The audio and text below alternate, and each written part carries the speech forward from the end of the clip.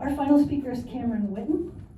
And at the age of 18, Cameron Whitten, all pronouns extremely welcomed, thank you, Cameron, worked themselves out of youth homelessness in Portland and has spent over a decade giving back to the same community that was here when they needed it the most. Cameron has been a leader in several movements for positive social change and has served as the executive director for nonprofits such as Know Your City and Q Center. Cameron is currently the founder and CEO of healing justice nonprofit Brown Hope and the co-founder of the Black Resilience Fund. Cameron is excited to be launching a new healing and social justice inspired podcast, Heal Yeah, anticipated to begin in winter of 2026. Welcome, Cameron.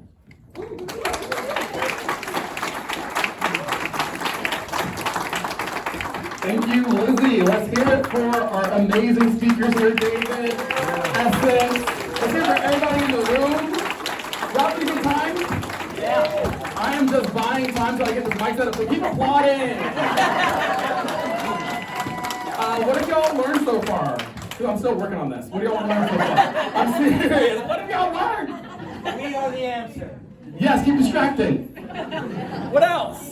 The problem is the solution. Yeah. I love that. I might have to crank my neck. I'm too tall for this mic. It's okay. It's okay. Thank you all so much. All right. Good morning.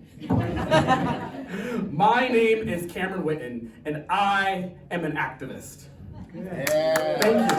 Thank you. As a survivor of child abuse, I've learned from an extremely early age the importance of speaking up and speaking out. And I've been causing good trouble here in Portland since I first came here at the age of 18 in 2009. And it's so good to be here back again at Activate. Thanks for the invitation, Dan. Y'all having a good time? Yeah. Awesome. Now I'm gonna be real honest with y'all. I came here today to give some real talk. Portland is currently in an inflection point, and I'm gonna push with every fiber of my being to inspire and influence the truth that must be heard and the change that must be made. As an activist, 2025 was rough. A complete shit show, to be politically incorrect. Anybody else feel that way? Yeah. This time for honesty, thank you. That's not enough hands, but it's okay. And I could talk today all about fascism and Trump and white supremacy, but I actually want to talk about a deep disappointment I've been wrestling with that's so much closer to home. Given my track record of activism and a tendency to be audacious, I was ready for the moment we were in last year. I created and led protests, joined advocacy coalitions, facilitated activist and leadership trainings, and increased my involvement in political advocacy. I invited neighbors and friends in Portland to get involved. And yes, there was some movement.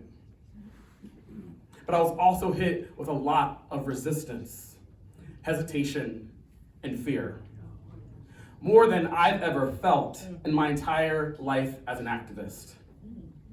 And while I was trying to keep it together, it wounded my soul to see things in the world go from bad to worse and not knowing who I could count on and who was really ready for solidarity and action. While I was out there in the community organizing, one of the most common responses that I got from folks was, "It's gonna get worse. It's going to get worse." And I struggled with this statement because I disagree with that wholeheartedly. It does not have to get worse. Thank you. At least one person's here. That's like, I came for this person here today.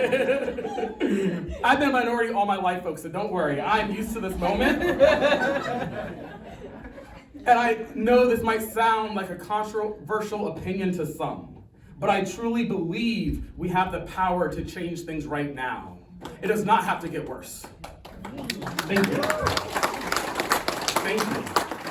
In case you're wondering, what is this guy saying? Full transparency, I am proudly an optimist. And this optimism is tempered with time, wisdom, and a track record. So at the end of December 2025, While many folks were doing traditional holiday things, I spent all my time in deep reflection and strategic planning. And I asked myself, why is this optimistic vision hitting so many roadblocks with so many people?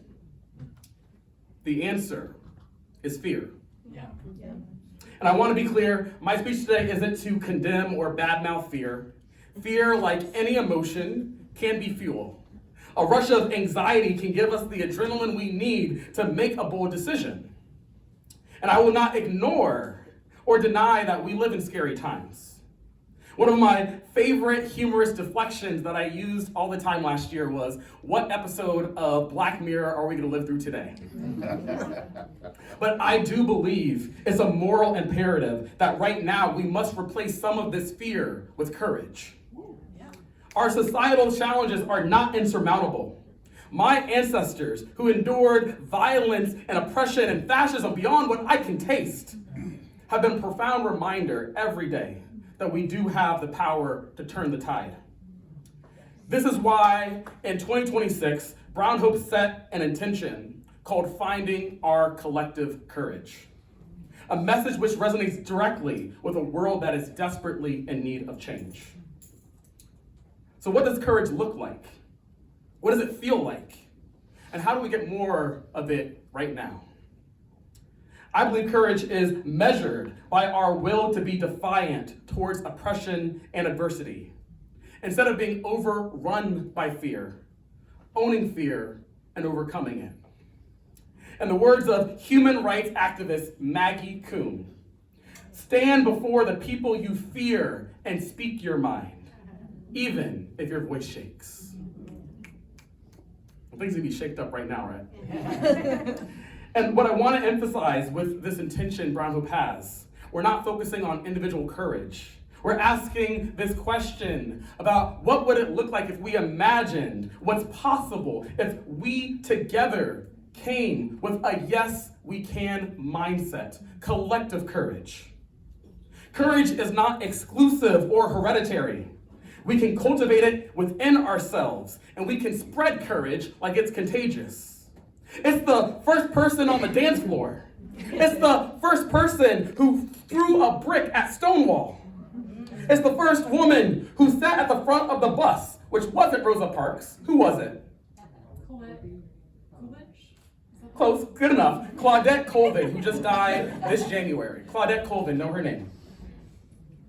Courage is the first person to say, I believe.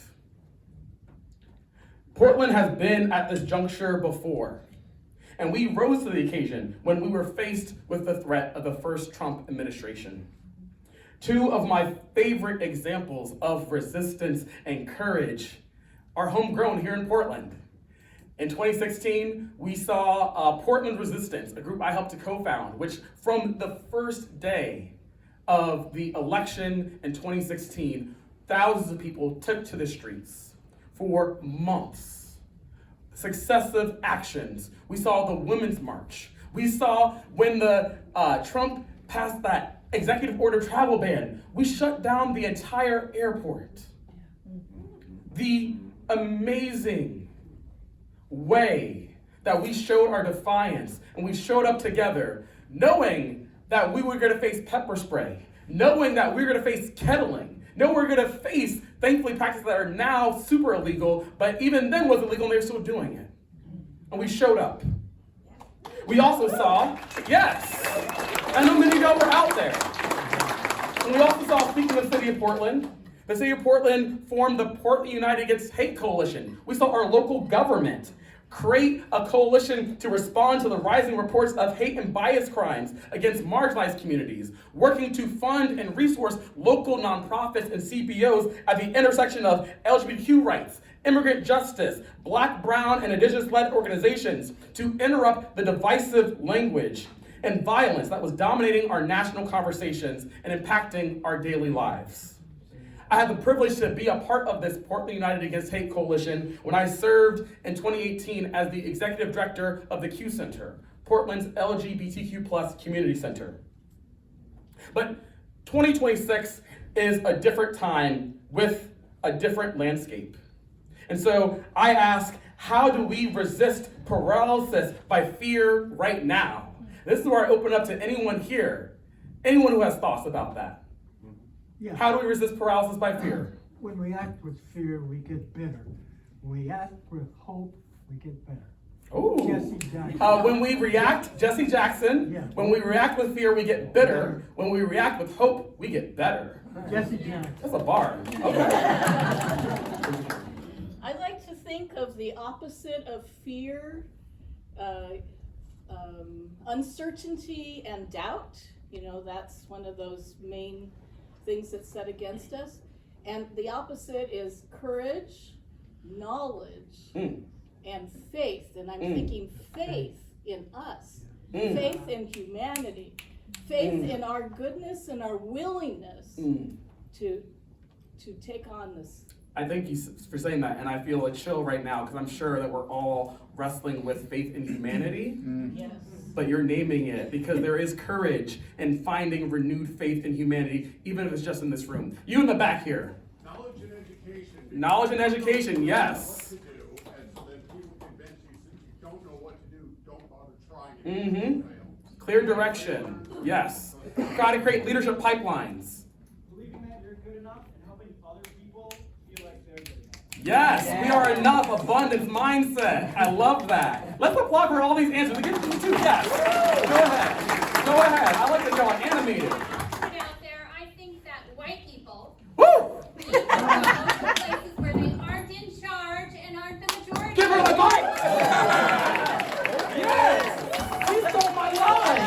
It's like I wasn't even in here. Thank you. Thank you. Could you repeat that? Could you repeat that? Oh, dang. No, you got to come up here. That's the point. You got to come up here. They asked for it to be repeated. You do it though, you're in charge. No, you are the right person. You got to say it. This is it, y'all. Speaking of courage. Woman of courage. White people gotta go where you're not in charge and you're not the majority. Yes. I endorse this message. These are great answers. And so when we're talking about resisting fear, we're saying no to what no longer serves. But I also want to talk about what we're saying yes to. And how do we cultivate that courage? Where are we finding the why? Why we rise up? You asked me? Because the 1% Yes. mindset teaches us, regardless of our gender, our skin color, our class, this 1% mindset is ubiquitous, like a fish swimming in water. We all can get infected very subconsciously. So being aware of that mindset of alienation, dehumanizing, whether you're white on top or not white below, whatever, there's this dehumanizing patina that covers everything. So knowing that, seeing that, and then fighting that, whoever you are. I got something to Google. 1% mindset, y'all. Sounds interesting. Who else has something? You have something? Oh, yeah, Yeah, go ahead. sure. When I garden, I do it in my front yard, and anybody that walks by, they're gonna get invited into the garden. Yes. They're gonna get fed, their thirst is gonna get quenched, and in case they are an immigrant or scared, they know that they have a place of safety. Yeah. And when people in my neighborhood see that, they might not recognize them, they know me, they'll come over and they'll introduce themselves, and community is happening right there. Yes, we gotta bring back human connection, y'all. Thank you. In the back. Just go, all three of y'all go. Because we love people. Yes, love of people. Because the tomatoes taste better when we Love of tomatoes. Because we cannot wait for those empowered to make change. Yes! Woo. I needed to be here, y'all. We cannot wait for these fools. Go ahead. Because it's nice to be nice, and we don't want anyone to feel the pain of just not loving themselves or feeling like they matter. I appreciate you saying that. And one thing that I have been talking about a lot lately is we need to be thinking about the future that we're leaving behind for the unborn generations. We must create a kinder world for them to inherit. So thank you for saying that. most people are good. Okay. Yeah. Okay. They gotta show it better, but yes. let's figure that part out. Thank you all. These were great answers. And together we reminded each other that courage can be learned and courage can be strengthened. So let's hear it for everybody here in the room. How's my time? Oh no! Oh no! Okay, I guess I'll finish with this chant that I made last year called, and I'm gonna break the rules and do another minute, but this is a chant I did last year, and when I say voices heard across the nation, I want you to say freedom, justice, liberation. Voices heard across the nation. Freedom, justice, liberation. Voices heard across the nation. Freedom, justice, liberation. I love it. So finally, what I'll say, history favors the bold. You will not always be applauded for standing up, but you will be remembered for it. As we face a moral crossroads in this country right now, my goal for this year is to inspire as many acts of courage as possible. The bigger, the bolder, the better. And I hope I can count on your solidarity, love, and optimism in this fight because Black activists and leaders deserve your support.